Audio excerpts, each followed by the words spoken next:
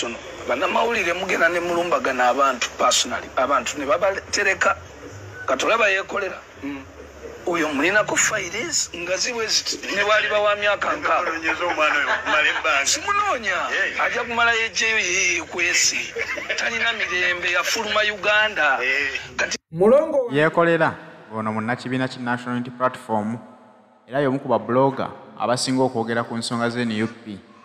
bomukeeredde kubanga Bebe Kulu agamba amunoonya era yamuggulako fayiro nnene nzibu ng'amunoonya wonna wamukwatirako ajja kumujjuutuka. Yekolera yafuluma eggwanga olw'ensonga ezitali zimu nti yalina abalabe abamunoonya mu gavumenti nga baagala okumumiza omusu. Yalowooza nti abaali bamuyigga aba gavumenti bokka be balabe abamulemesezza Uganda. Kumbe aliko n'abantu ab'enjawulo be balina ensonga zaabwe ez'omunda. Bebe Kulu agamba yamugguddeko fayiro nnene nnyo naye nga balabika entalo zaabwe si za kumpi kubanga yakugamba nti niwegiriba myaka 6 alibeeranga amufuna walikomera wonna mu ggwanga Uganda. Yensonga lwaki bakukakkanya, yensonga lwaki bakuzalawa, yensonga lwaki bakutwala nga atasaanidde. Songa ate Omukama Katonda bwe yali akutonda mulongo wange ggwe yakuwundiramu ekitone ekyenjawulo ennyo mu bungi kyatawa naffe abakukakkanya era abakuzalawa. Era mbadde nkusaba mulongo wange bw'ofukamiranga ku mavi okusaba Omukama Katonda teweerabiranga okwebaza olw'ekirabo ekinene kye yaggonnomolako eky'amagezi amatono amangi. Mulongo wange Mukama Katonda agaba, Mukama Katonda awa, naye Omukama Katonda yakuwa eky'obugagga eky'amagezi amatono amangi. Era nsaasira nnyo omuntu agamba nti Bebe Kulu talina kyali, nsaasira nnyo omuntu agamba nti Bebe Kulu talina kyalina, nsaasira nnyo omuntu agamba nti Bebe Kulu mwavu nedda. Ayinza okuba omwavu w'essente naye ng'ate mu magezi amatono musajja mugagga nnyo. Gwazala wa Bebe Kulu sooka weebuuze kiro z'amagezi g'amatono zizitowa kyenkana ki? Then otunuulira omusajja gw'oli mu kuzalawa gw'oli mu kulumba weebuuze ttani z'amagezi g'amatono nnyingi kyenkana ki? Ojja kumanya nti omusajja alina kyakusinga. Omanyi mu nsi muno buli omu alina kyasinga munne. Ne Bebe Kulu oyo alina kyasinga His Excellency Bobi Wine ge magezi amatono n'emyaka. Okusookera ddala mulongo wange nga sinnagenda ku nsonga yange kansooke nzijewo eno ya First Family. Wagambye nti mu famire ya Bobi Wine temuliimu bayimbi. Era weekanze nnyo luno oluyimba lwa Vinka ne Daxi Vibes okukimanya nti ne Daxi Vibes y'omu ku baaluyimbye kubanga famire eyo gimanyi ng'etalina kitone, etamanyi kuyimba, etalina kyeri mu bya music. Muganda wange kankubulye kino, it's not about how hard working you are, how talented you are. Wabula, it's all about what did you earn from your talent, from your hard working. Bobi Wine abatamanyi kuyimba sooka weebuuze biki byajje mu kuyimba. Then gwe wetunule mu sekitone wa kuno biki byofunye. Oteeke ku minzaani weebuuze byenkanankana n'ebyoli. Ojja kumanya nti talent is nothing without earnings. Talent is nothing nga toyina kyojjeemu kyolaga baana. Kankuwa ekyokulabirako kyoshiba nakyogerako oba neemabegako. Nze mu bbato zaabwe nali ttiimu ye, saali ttiimu Sindi. Kubanga Sindi alina ekitone ffenna tokimanyi. Era njogera bbiri, nze mu musinga oyo, nze nina ekitone, nze nkola biki. Naye ensi eno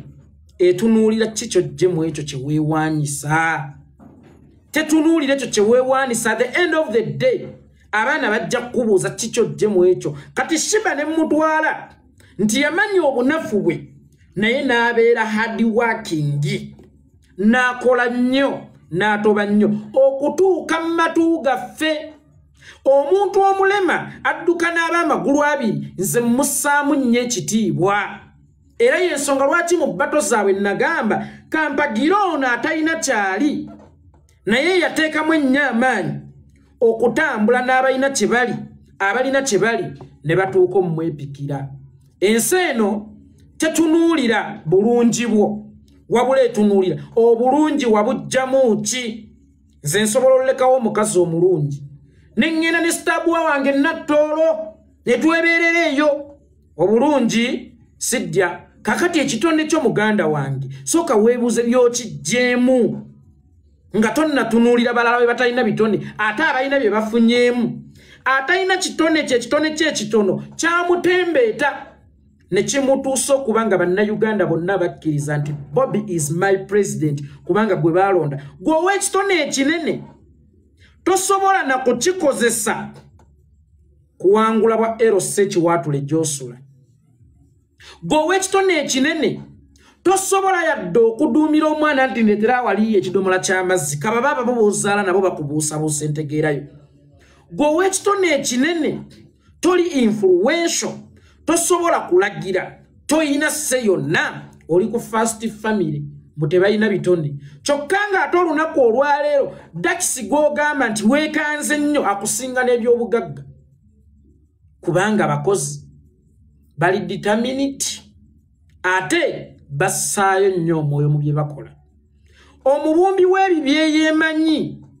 nga byabumba byebidiba naye ng'agamba musajja wa wali kibumba ebibye bibi kyokka ng'ebyoli emmotoka zisiiba zipaakinga banona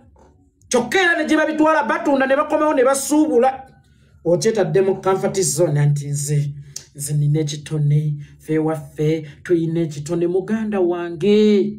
gega amaanyi genjogerako agayiga enkima ku kyalo amaanyi galina kulima mmere amaanyi galina kukola kikugattako ekitone kyo tekikugasseeko kubanga twaligambye kigasseeko ku ssente siziraba nejjuzi bali bakubidde amasasi ku State House ng'ogenze kuleebeeta n'emmotoka ya mami wagitunda mu covid kalika Benz ke wamugulira ku zaatu bonga nawe zewakola mu 2016 wagitunda mu covid ng'enjala ekuluma twaligambye nti oli influential osobola okubeera nesse nayo sse togirina kati gwe ekitone kyo okijjeemu ki tunuulira nnyo kyojjenga mu kitone totunuuliranga nnyo bw'olina kitone kuba the end of the day abaana bo bagenda kutunuulira kyakulya kyojje mu kitone so si kulya kitone kyo awo nno mbadde nkaabira mu bikire kakati ate wuuna nkutukidde mu ngalo ŋŋenze ku nsonga zange mukulu bebikulu waŋŋambye oninako fayiro nnyingi otereka naye mbadde nkusaba ekisenge kyo mw'okuumira fayiro ezinnoonya kigaziyeemuuko kubanga nnyingi zikyajja awo wozikuumidde wafunda nnyo okuzikuuma kubanga nze fayiro ezange buli budde nnyongerako kati ewuwo ninayo ekisenge kya fayiro ewa Bujingo ninayo ekisenge kya fayiro ewa Gashumba ninayo ekisenge kya fayiro ewa Museveni mu State House ninayo ekisenge kya fayiro ewa Kataha ninayo ekisenge kya fayiro ewa Damulya ku Semayi ninayo ekisenge kya fayiro ekibuli ninayo ekisenge kya fayiro ennaggulu ewenanga ninayo ekisenge kya fayiro mu ministry y'ensonga z'omunda ninayo ekisenge kya fayiro ewa Kamiliyoni ku Lion Island nawo ninawo ekisenge kya fayiro wawe sirina kisenge kya fayiro nga ne muganda wa Kataha naye yaŋŋamba ninako ekisenge kya fayiro wawe sirina kisenge kya fayiro nze fayiro era gwe buli lwoyogera ku kigambo fayiro obuŋŋandira bugagga nze ssente zannema zannema nzinoonyeza zambula kati ndi wa fayiro era obugagga bwange buli mu fayiro bw'oŋŋamba nti neeyo ninayo fayiro zange nga ŋŋamba alhamdulillah ya Allah weebale kunnyongera ku bugagga bwange zo ssente wazinnyima oba osanga nze wasalawo kumpisiza mu fayirozi ntambulye mu fayirozi bwe mbeeye wuwo ninayo fayirozi oba obugagga nabwo mboogeddeko naye gaziyaamu tema ekisenge ogaziye ewagenda okutuula fayirozi zange kubanga ate nange eno nno golooza gwa ninako fayiro naye nange nkuyinako fayiro era kuŋŋaanya nga nange bwe nkuŋŋaanya buli lwoyogera ekyobusiru nga ntereka buli lwoyogera ekyobujega nga ntereka buli lwoyogera ekitajjansa fayiro nga ntereka naye ekyenjawulo nti nze sigenda zikozesa kukusiba wabula ŋŋenda zikozesa kutwala butabika singa zinaaba ziweze kati bwe kuŋŋaanya z'oyagala okukozesa okunsiba nga nange eno bwe nkuŋŋaanya naye nze nina omuwendo gwe njagala ate gunaatera okuwera bwe sinaawera bwe zitibwe paba nga nzikwata nga nzitwala ebutabika nga tujja na kimotoka ojja kyekangira okugeti ekiwatule nga tukusena nga tukuteekamu nga bw'ogamba bannaye siri mulalu nkubuuze mulalu ukyakkiriza nti mulalu oyogere byonna by'oyogera ŋŋamba abasa ate abalalu babeera n'ebigambo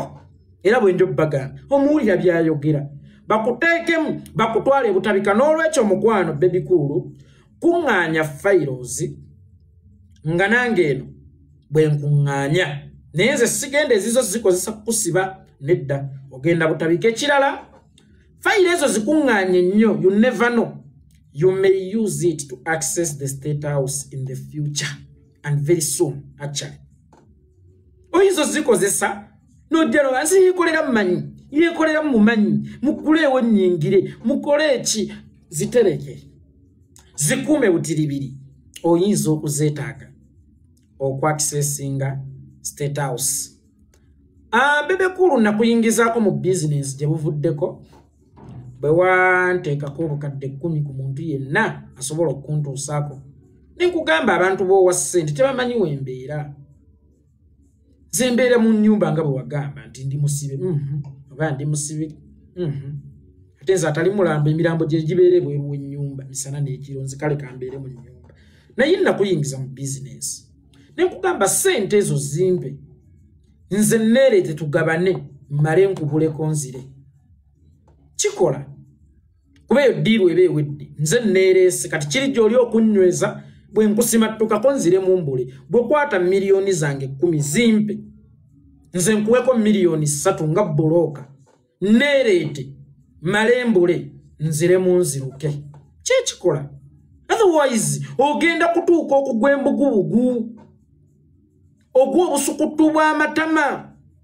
ojja emitaafu wallahi nga tokonze kuyitongwa nga tondezeeko kati nze njagadde kwanguyiza mbeera tuyingire business bwe kwata obukadde bwange 10 simu yange kyenkakasa ogirya naye nkakasa wayina eri ya Airtel nene ebaako ku video zange gwe kwata miliyoni zange 10 essimu yange ereeta amannya nti Abdul Kikomeko zisindike ze bwomala zisindika nkusindikireko miliyoni 3 nga bulooka w'omulimu guno neereete mmale nzire bwe mmala okwereeta mmale mbule eyo si business olunaavaawo yeeko tayagaliza omwana tayagaliza nze njagaliza era mu bimu ebigenda okunzisa kisa kyokka nga ate empeera yange eri mu ggulu mu kisa kyange ekingi kye nnina empeera yange eri mu ggulu nina ekisa njagala kwanguyiza mbeera lwaki onnoonya onaagwa ku biseguusi onaagwa ku bifuuyi nakusuula ku nkonge ng'onnoonya ate nga nze nsobola okwereeta azironga ezo miliyoni 10 ozisindise oli akesi kibulooka naye bwe neereeta nondabako nga mmaleera mbula diiru gwofa kundabako mu muntu oba osanga nyinza okuba nsikiriza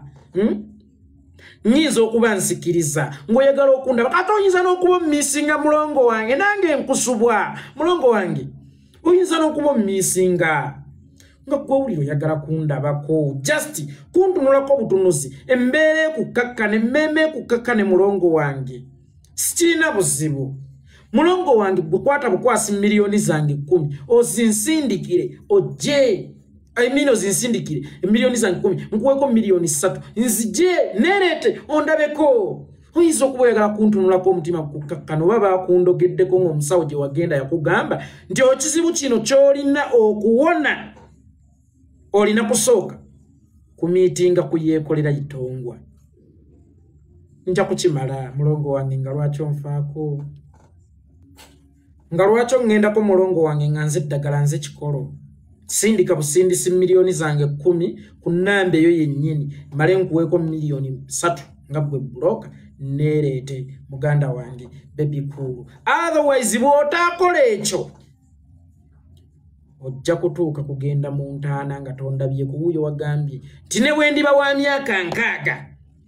ojja kunfuna ggolo olibeera n'emeeka mulongo wange mulongo wange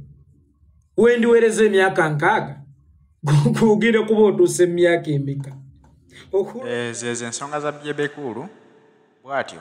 ataddewo akasente amuleetera yeekolera miliyoni 10 bweddu. Kitegeeza nno nti ensonga gy'amwagaza osanga nsonga nnene nnyo. Olaba tuuse okugiteekamu n'ensimbi ze. Kitegeeza balina ensonga zaabwe era nga ne kyamwagaza nakyo kikulu ddala.